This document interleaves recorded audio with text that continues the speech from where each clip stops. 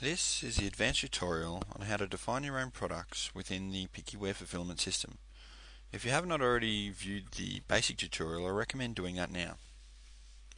Click on Define Your Own Product. You should be familiar with this screen by now. For this tutorial, we will just use an existing product type of apparel, give a new product name, women's 2 coloured top. It's in the women's category, and for the advanced tutorial, we'll choose 2 colours. Click Continue. We'll quickly add some basic sizes for our product and continue. One of the main differences with this tutorial is we're going to use a 2-colour product, we're going to upload a myriad of colours, and we're going to have a couple of printing surfaces.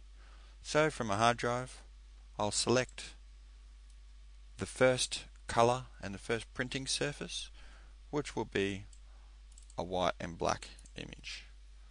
Upload the image,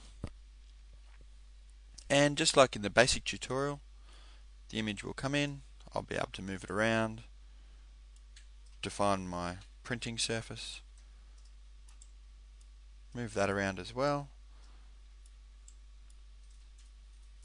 and on my way. Give the colour a name. You'll notice this time it's a 2-colour product, so I've got 2 colours to choose from.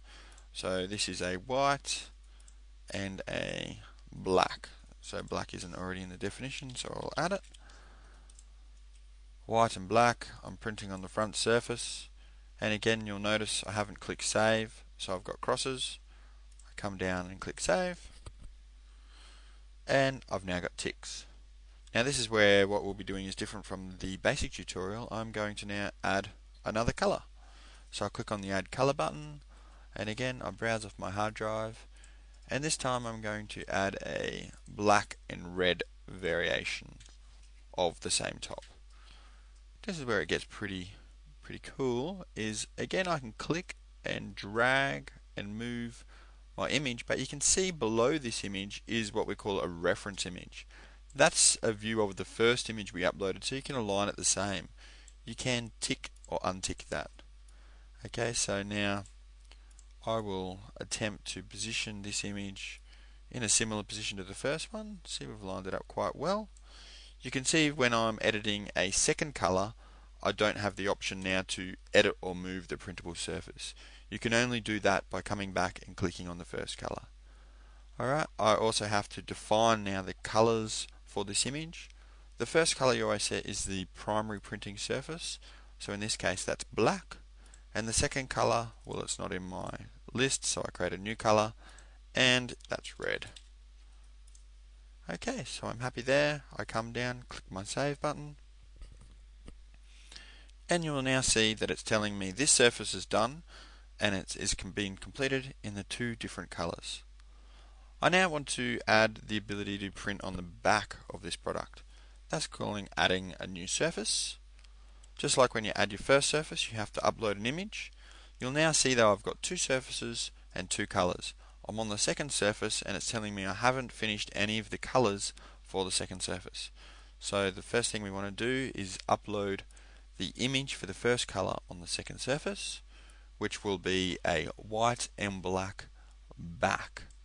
Okay, so I found that off my hard drive. I'm uploading the image.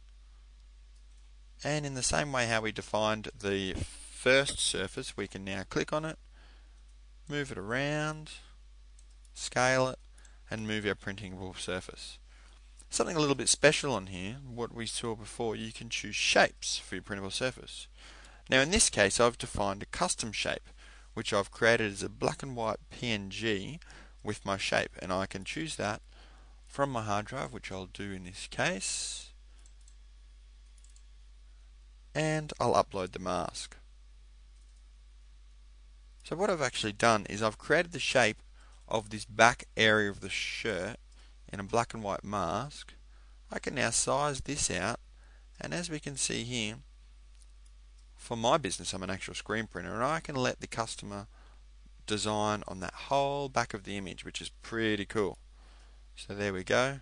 I've now uploaded the mask from my hard drive. I've positioned it onto the black of the shirt, and I've clicked save.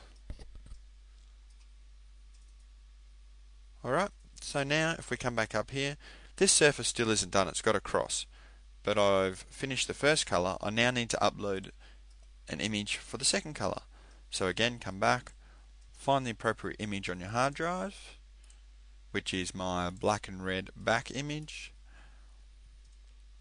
Upload the image, and again, you can now click on your image, move it into place. Just like before, you can view your reference image. So I turn my reference image off at the moment because I just want to line it up to the mask, my custom mask, just like that. A little bit of playing around. When I'm happy, I click save. It now comes back and tells me I've done both printable surfaces and they're done in both colours. I'm now happy with my complete product. I click finish and I go through and fill in the product details. This again should have been covered in the basic tutorial, so you'd be quite familiar with this. You can see it's in two colours, and you can see I can now set my printing price modifiers for the two different surfaces. Now for this example, I gave the option to print a complete print on the back using my screen printing technology. So I'm going to say that printing on the back costs more, uploads my size chart, and then put in my extra information. Click save. It'll take me back to my printable merchandise list where you can see it has added my woman's two colour top. I'll now go out to my website, have a look at this two colour top, which is here. I didn't line things up the best, but that's alright, I can change that later. And if we load the two colour top within the designer, you will now see the top is available to print on the front and the back, and it's also available in two colours. So I could select a different colour and you'll see it re-renders. If I add an image, which I'll select one from my hard drive really quickly. This is the standard image I use for all my tutorials. So here we go, we're uploading the image. I as a customer will now be able to position the image within the printable area of the t-shirt, which in this case is just a square on the front. But if you remember, for the back, if we now click on the back surface and we add an image to the back surface, selecting the same image, you will see that I defined a custom printable area through uploading a PNG. Now the customer can print on that whole back of the t-shirt and even change the colour. So there we go. That's your advanced tutorial on how to add merchandise into the Pikiware fulfillment system.